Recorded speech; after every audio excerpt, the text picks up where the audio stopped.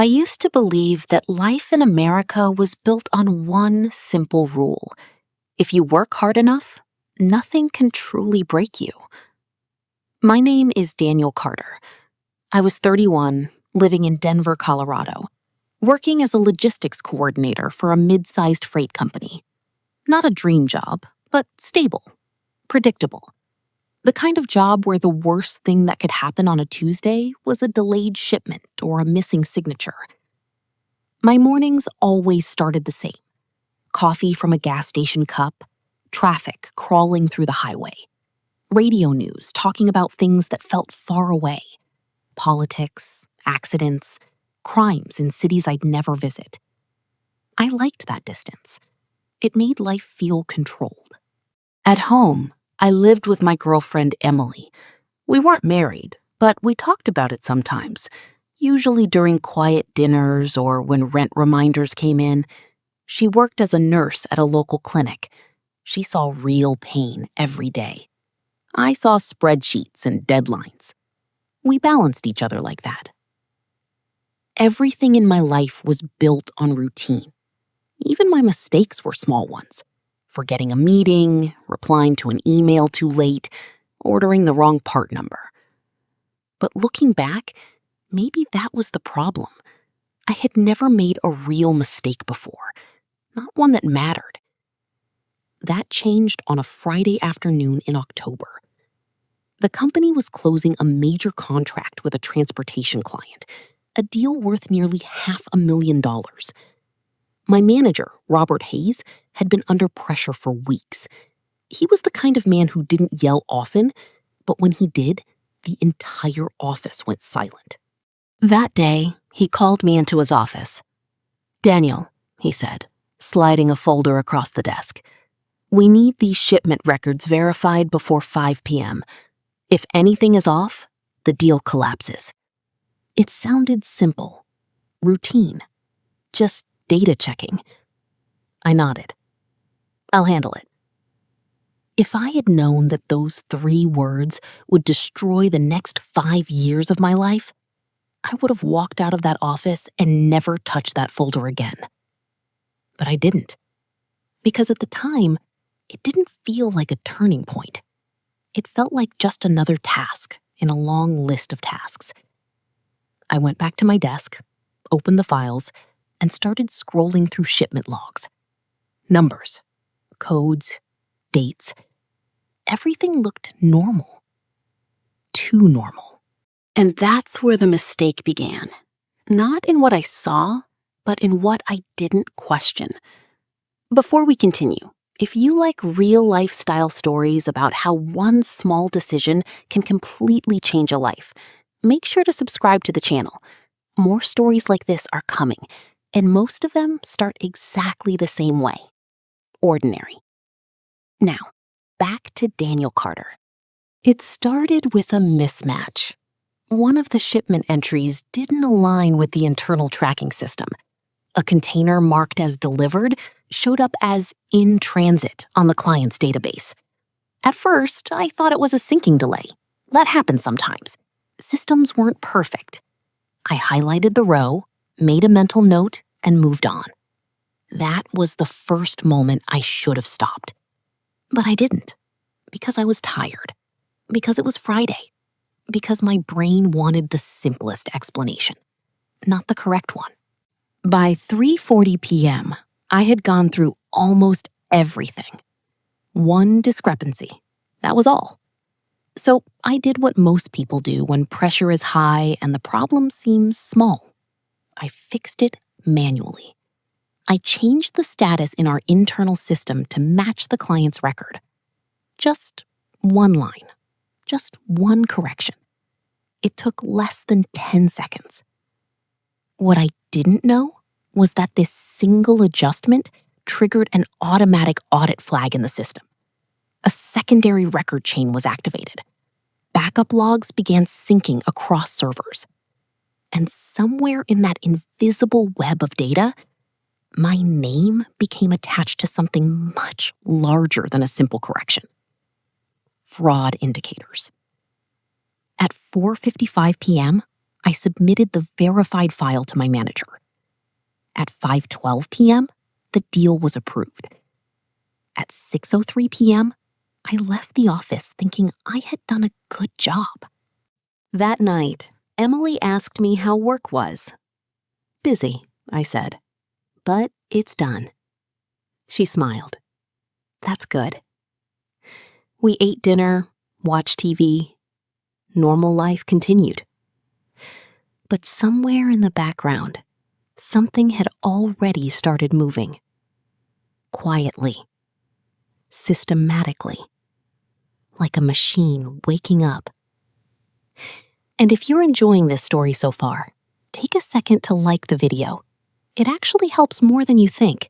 It tells us you want more real, emotional stories like this. Now, what Daniel didn't realize was that the system was already reacting. 2 days later, on a Sunday morning, my phone rang at 7:18 a.m. Unknown number. I almost didn't answer. "Daniel Carter?" a voice said. "Yes?" "This is Special Investigator Mark Holloway from the Corporate Compliance Division. We need you to come into the office immediately." I sat up in bed. "Why?" There was a pause. "There are discrepancies in a federal audited shipment contract. Your name is linked to the file modifications." That sentence didn't make sense at first. Words floating without meaning. Modifications? Audit? Federal? "I just corrected a tracking error," I said. "Then you should have no problem explaining it," he replied. "Please come in today." The line ended. I remember looking at Emily. She was still half asleep. "What is it?" she asked. "I don't know," I said. But even as I said it, something in my stomach told me I was already in trouble. By noon, I was sitting in a glass conference room downtown. 2 investigators across from me, 1 laptop open. My file displayed on the screen like a crime scene. "Walk us through this," one of them said. So I did. Every step, every click, every decision. When I finished, they didn't respond immediately. Instead, the second investigator turned the screen slightly. "There's one problem," he said. "That system change didn't match protocol, and it triggered a financial reconciliation shift worth $2.3 million. I felt my throat tighten. "That's impossible," I said. "It was just a correction." But they weren't looking for explanations. They were building a case. And in that moment, I realized something terrifying. It didn't matter what I intended, only what the system recorded. At this point in the story, everything starts to shift. If you're still watching, you're probably starting to feel it. That quiet tension that something small has already gone too far. That's exactly why people miss moments like this in real life. And if you want more stories that show how fast things can spiral, subscribe now, because this is only the beginning. By the time I left the building, I was no longer just confused. I was flagged, suspended pending investigation. Emily tried to stay calm when I told her, but I could see it in her face. The shift, the quiet recalculation of what our future might now look like. "Maybe it's just paperwork," she said. But we both knew it wasn't. The next week, everything started shrinking. My company access was revoked, my badge stopped working, emails bounced back, colleagues stopped replying. Not hostile, just absent. Like I had been quietly removed from the system without anyone announcing it. Then came the notice. Internal investigation escalated to legal review. I remember sitting in the parking lot, reading it over and over again, trying to find the part where this all made sense. There wasn't one. At night, I stopped sleeping properly. Every sound felt louder. Every silence felt heavier. Emily started working extra shifts. We talked less. Not because we were angry, but because there was nothing new to say. One evening, she finally asked, "Did you do anything wrong?" I wanted to say no immediately, but I hesitated. Not because I was guilty of what they were accusing me of, but because I was beginning to realize something worse. I had done something I didn't fully understand, and in today's world, that was enough. What's scary here isn't just what's happening to Daniel. It's how normal it still feels on the outside. If you're thinking about how fast life can change from everything is fine to everything is gone, leave a like on the video. It helps support more storytelling like this. Now, things are about to get even worse. The legal meeting lasted 11 minutes. That's how long it took for my life to change direction permanently. They showed me logs, timestamps, system flags, transaction flows I didn't even know existed. Every explanation I gave was met with the same response. Noted, but the record shows otherwise. That sentence became the wall I kept hitting. The system showed intent as irrelevant. Only outcome mattered. By the end, they gave me two options: resign quietly or face formal termination and potential liability investigation. I signed the resignation. Not because I was guilty, but because I didn't have the strength to fight something that spoke in numbers instead of words. When I walked out of the building, it felt like the city hadn't changed. Cars still moved, people still laughed, coffee shops still opened. But my place inside it had shifted. I was no longer part of the system. I was a mistake inside it. Emily tried to stay with me after that, but something between us changed. Not suddenly.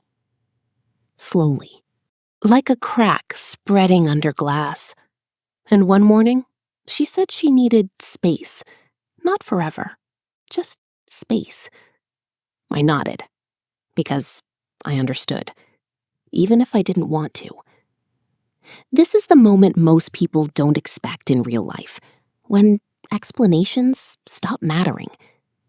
If you've ever felt like one misunderstanding could change everything, you're not alone. And if this story is pulling you in, consider subscribing, because the hardest part of Daniel's story is still ahead. The months that followed didn't feel like a story anymore. They felt like waiting. I took small jobs, delivery work, warehouse shifts, anything that didn't ask too many questions. But everywhere I went, I carried the same label: former employee under investigation. It doesn't matter if you're cleared later. The shadow stays. I moved into a smaller apartment on the edge of the city. Cheap, quiet, forgettable. Most nights, I just sat by the window, watching traffic lights change colors. Red, green, red again. Like the world had rules I could no longer interpret. Sometimes I thought about Emily. I didn't call her. Not because I didn't want to, but because I didn't know what I would say that wouldn't make things worse. The hardest part wasn't losing the job. It was losing certainty. I used to believe mistakes were fixable. Now I wasn't so sure. Because my mistake didn't feel like something I could undo. It felt like something that had already been absorbed into a system too large to reverse. At this point, it stops feeling like a mistake and starts feeling like a permanent label. If you're still watching, drop a quick like on the video. It really helps the channel grow and lets us keep producing longer, cinematic stories like this. Now, Daniel is about to discover something he never expected. Almost a year later, I received an email. No subject line, no greeting, just a file attachment. Inside was a report from an internal audit review. I hesitated before opening it. What I found didn't clear my name in the way I expected. Instead, it revealed something more complicated. The discrepancy I had corrected wasn't isolated. It was part of a broader system migration error, one that had already existed before I touched anything. My change hadn't created the problem. It had exposed it. But by the time that was discovered, the investigation had already concluded, and closing a case is easier than reopening it, especially when responsibility can be assigned cleanly. My name had been used as a simplification point, a convenient endpoint for a much larger failure. I sat there for a long time after reading it. Not angry, not relieved, just tired in a way that felt permanent. Because the truth didn't undo what happened. It only explained it. And explanation doesn't rebuild what's already broken. Sometimes the truth doesn't save you. It just explains why you fell. If this part hit you differently, make sure you're subscribed, because the ending is where everything changes perspective. I don't think life ever goes back to what it was before something like that happens. It just builds around it, like a structure growing over a fracture in the ground. A few years later, I started working again in a smaller logistics firm. Nothing big, nothing risky. I still double-check everything, sometimes too much. But I no longer trust the idea that small mistakes don't matter, because I've lived the opposite of that. One evening, I was leaving work when I got a message from an unknown number. It said, "You were right. It wasn't your fault." No signature, no explanation. I never replied. Not because I didn't want to, but because some truths arrive too late to change anything. They only change how you remember the past. And as I walked to my car that night, I realized something simple. Life doesn't always break because of big events. Sometimes it breaks because of one small decision made at the wrong time, inside a system that was already ready to fail. And the worst part is not the fall itself. It's how quietly it begins. Life doesn't break loudly. It breaks quietly, in one moment, one decision, one system that doesn't slow down. If you watched all the way to the end, thank you. And if you want more stories like this, emotional, cinematic, and based on real-life consequences, subscribe to the channel and join us on the next one. Because sometimes the smallest mistake is the one you never see coming.